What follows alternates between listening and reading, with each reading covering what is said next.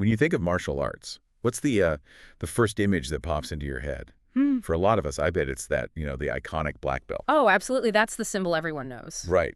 But what if I told you there's this whole universe, a really disciplined progression, deep philosophy, incredible skills that happens way before anyone gets close to that black belt? Yeah, there's so much more to it than just that final color. Exactly.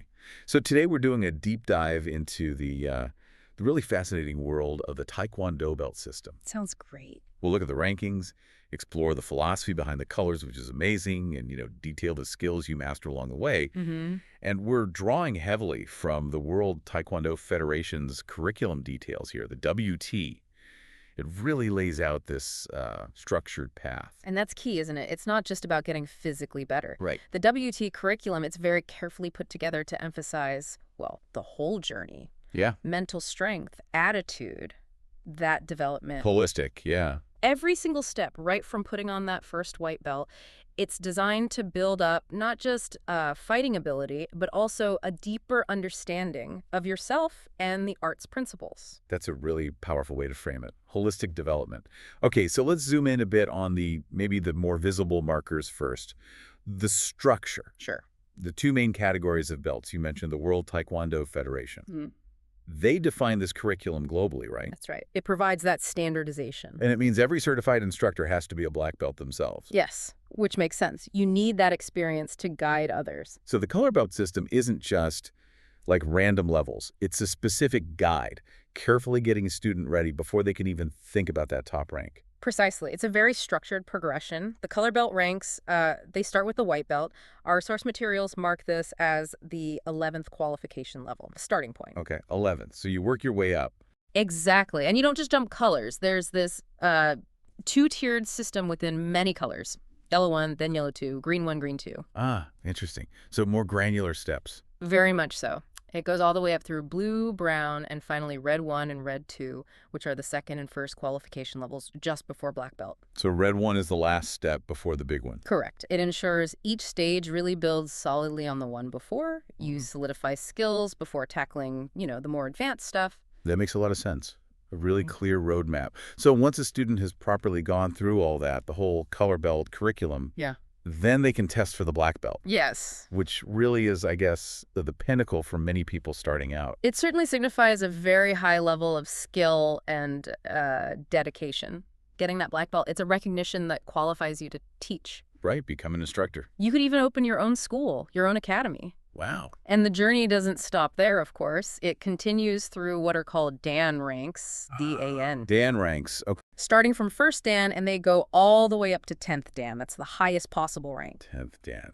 Incredible. And there's a nice touch for kids, too. If someone under 15 reaches that level, they get a special red-black belt. It's called POM. P-O-M. Ooh. Yeah. Hmm. And then, when they turn 15, it automatically converts to a standard first Dan black belt. That's thoughtful. Acknowledging their achievement, but marking the age difference. Exactly. And what's also quite interesting, our source mentions specific Korean titles for instructors based on their Dan rank. It shows respect for experience. Oh, yeah. Like what? Well, a first to third Dan instructor is called Kyueng-sanim. Cueing sentiment. Then for fourth to sixth Dan, the title is Sabumnim. Jobamnim. Okay. And for the real masters, seventh Dan and above, they're called Kwanjangnim. Conjunct That's Yeah. It adds another layer of tradition and respect, doesn't it? It really does. Okay, so we've got this clear, rigorous progression of ranks. White through all the colors, the Dans. But you said earlier, it's more than just physical. And this is where the philosophy comes in, woven into the belt colors themselves. It's not just a rank marker, is it? Not at all. This is, I think, where the real depth of Taekwondo starts to show itself. Yeah. Each color's meaning is specifically chosen to kind of mirror the student's growth, their awareness, their personal development within the art. Okay, break that down for us. Let's start at the beginning. White belt. Right, white belt. Think of it as birth, or maybe the beginning of a seed. A seed. Okay. The student is like a blank slate, an empty canvas, just starting out ready to soak things up. Makes sense. Pure potential. What's next? Yellow. Yellow belt. This is described as the first ray of the sun hitting that seed. Ah, nice imagery. It symbolizes the start of understanding, an open mind, ready for instruction, like when things first start clicking when you learn something new. That aha moment beginning. Okay, green. Green belt. Now the seed is growing, becoming a plant, turning green, getting ready to eventually bear fruit. So development. Exactly. The student isn't just copying anymore, they're actively developing higher skills, really starting to grasp the techniques, to master them. Okay. Blue belt. Blue belt reflects the plant growing tall towards the sky. Reaching higher. Yeah, like the student moving to higher levels, taking in more knowledge, both physical and mental, expanding their horizons, really. And brown. Sounds sturdy. It is. Brown belt signifies the trunk hardened by sun and rain. Strong. Able to provide shade, bear fruit. So resilience, application. Right. It shows a student who's trained hard, become resilient, strong, and is now ready to apply their skills in a beneficial way. A stable presence. Getting serious now. Red belt. Red belt.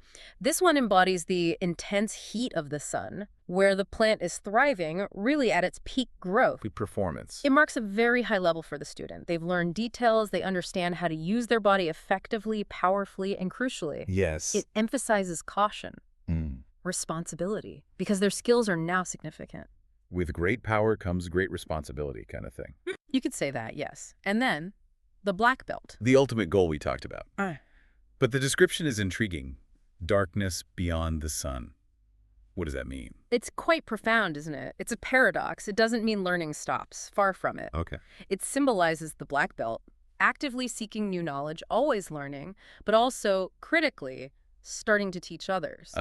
Planting new seeds, like the white belt beginning again? Exactly. Planting new seeds, new white belts. It signifies deepening their own roots in the art, but always committed to continuous self-study. Recognizing that mastery is, well, it's a continuous journey, not a destination. That's really beautiful. The idea that the highest rank isn't an end point, but a new kind of beginning. Yeah. Darkness beyond the sun. It suggests there's always more to learn, maybe. I think that's a huge part of it. It speaks volumes, doesn't it? It's like the more you know, the more you realize you don't know. Right. The vastness of it all. True mastery isn't claiming to know everything. It's understanding that vastness. Yeah. And it shifts the focus, from just getting skills to using them wisely. And passing them on. And passing them on, transmitting them, making the journey cyclical, planting those new seeds, as you said. It's really about humility. Humility even when you're an expert. Humility and expertise. I like that. Okay, so we have this rich philosophy, but how does it actually translate into the training? What practical stuff does a student learn at each stage to embody these meanings? Good question. And the WT curriculum addresses that directly. The World Taekwondo Federation, they define the training as this systematic progression, easy to difficult, skills building continuously. Makes sense. What does that typically include? Usually you've got core components like obviously punching and kicking skills. Then there's pumse. Pumse, you mentioned that. Forms. Right? Exactly. They're choreographed sequences like a prearranged fight or some say like a dance, but every move is a specific martial technique. Teaches balance, power, precision. Okay. What else? There's also self-defense sequences, specific attack and defense drills. Yeah. And free sparring, more like unrestricted controlled combat. Got it. So a mix of choreographed and spontaneous application. Precisely. And while the WT sets this overall framework, instructors do have some flexibility. They can adapt the punch and kicking curriculum, for instance. Oh, okay. But it has to be systematic and developed by a qualified expert. Specifically, a 4th Dan black belt or higher needs to oversee that kind of development. Right, maintaining that standard of expertise. Okay, so let's get practical. Can you give us a feel for how the actual skills progress through the colors? Sure. Let's take some examples. At the very start, white belt. You're learning the absolute fundamentals. Like? Basic kicks, front kick, the round kick, that turning kick with a lot of power side kick, and basic stances and punches, like the horse riding stand punch. Their first pumse involves just 6 basic blocks. Foundation stuff. Building blocks, literally. Okay, yellow belt. Moving into yellow 1 and 2, they start adding movement. Walking variations of kicks, stepping variations, like a walking round kick or a standing side kick where you prepare first. Adding complexity. Yep. And they start Pumsai 1 and 2. They also get their first taste of one-step self-defense drills and controlled free sparring. Okay, sparring starts early. Green belt. Green 1 and 2. Things get more dynamic.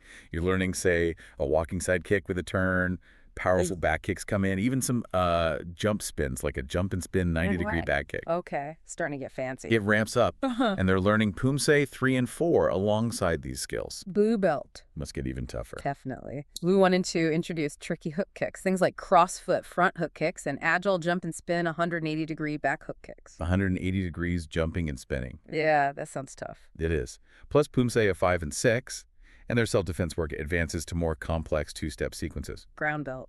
Getting close to black. Brown 1 and 2. The training really intensifies. You're tackling advanced stuff like full 360-degree turning round kicks. Major power and control needed there. And they learn Pumse 7. 360 kicks. Okay. And finally, red belt. The last hurdle. Red 1 and 2. This is really about preparing for that black belt test. It gets quite acrobatic. Acrobatic like what? High-level kicks. Impressive stuff like the jump high kick, the jump over obstacle side kick. Jumping over things while kicking. Yep. Jump high double front kick, kicking twice in the air. And maybe the most complex, the jump over obstacle spinning back kick. Okay, that sounds like movie stuff. It takes incredible athleticism and precision. And across Red 1 and 2, they have to master all the Pumse learned so far, numbers 1 through 8. It shows they have the whole foundation. So it's a journey from, like, basic steps to real aerial artistry by the end of the color belts. That's a great way to put it. Wow. It's so clear that the Taekwondo belt system is, way more than just a colored bit of cloth. Absolutely. It's this incredibly structured journey. Physical mastery, sure, but also that deep philosophical understanding and just continuous self-improvement. Definitely. This deep dive really highlights how each color marks a stage of growth, not just in skill, but in the student's whole outlook, their development.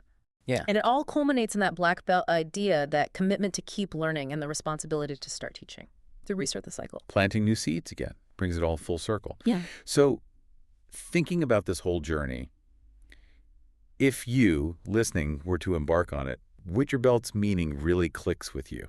Or which skills sound most exciting? What does reaching the sky like the blue belt or planting new seeds like the black belt, what could that mean in your own journey of learning something new, maybe even outside of martial arts? Something to think about.